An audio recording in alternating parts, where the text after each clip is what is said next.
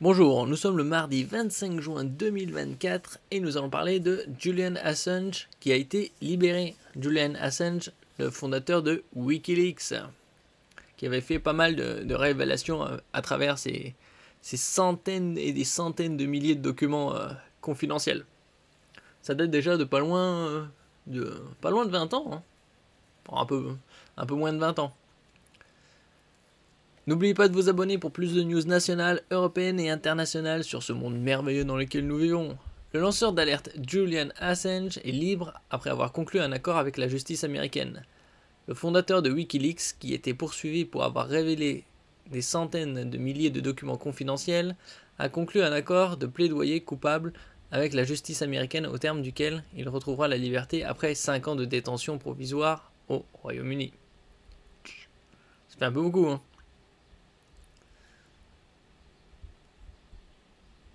Le fondateur de Wikileaks, Julian Assange, s'apprête à prendre l'avion libre à Londres pour comparaître devant un tribunal fédéral des îles Mariannes, territoire américain du Pacifique, le 24 juin 2024.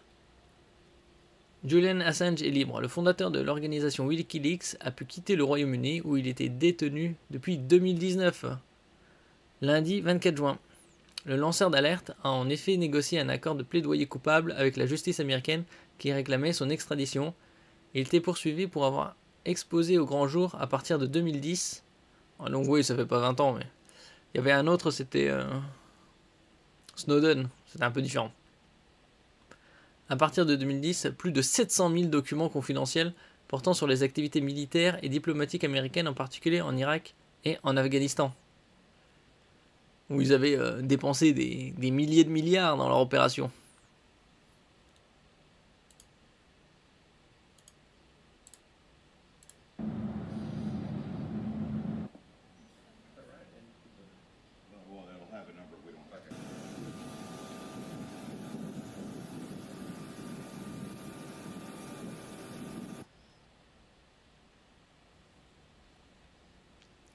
L'Australien de 52 ans a embarqué dans un avion privé à l'aéroport de Stansted pour comparaître devant un tribunal fédéral des îles Mariannes, territoire américain du Pacifique. Il est désormais poursuivi pour complot pour obtenir et divulguer des informations relevant de la défense nationale et devrait plaider coupable de ce seul chef.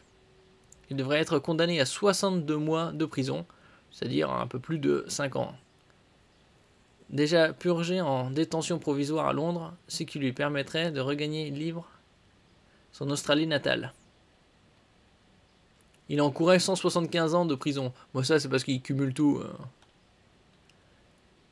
Cet accord met un terme à une saga de près de 14 ans. Julian Assange se battait pour ne pas être livré à la justice américaine, qui le poursuit pour avoir rendu public des centaines de milliers de documents confidentiels dans une vidéo montrant des civils, dont 2 journalistes de l'agence Reuters tués par les tirs d'un hélicoptère de combat américain en Irak en juillet 2007.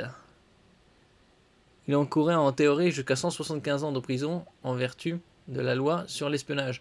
Oh, il n'y avait pas que ça, mais sur les 700 000 documents, il y a pas mal de documents aussi sur l'espionnage d'Israël aux États-Unis, entre autres. Et pas mal aussi d'images et de vidéos des combats en Irak où il a tué des civils. Le gouvernement australien a également commenté ce dénouement en estimant que l'affaire Assange avait traîné en longueur depuis trop longtemps et que son maintien en détention ne présentait plus aucun intérêt. Beaucoup se sont servis de la situation de mon fils pour promouvoir leur propre cause, a également réagi Christine Assange, la mère de Julian Assange, dans un communiqué. Je suis reconnaissante que le calvaire de mon fils touche enfin à sa fin. Cela montre l'importance et le pouvoir de la diplomatie discrète.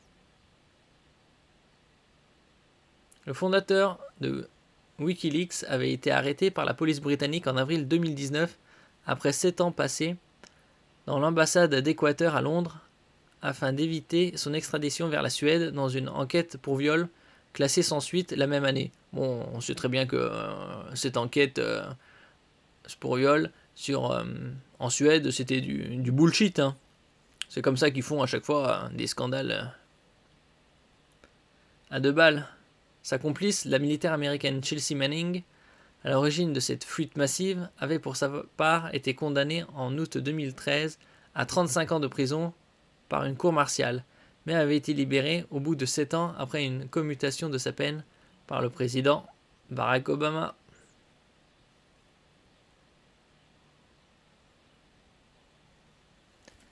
Merci pour votre écoute. N'oubliez pas de mettre un j'aime, un commentaire, de partager et de vous abonner à la chaîne. À la prochaine fois.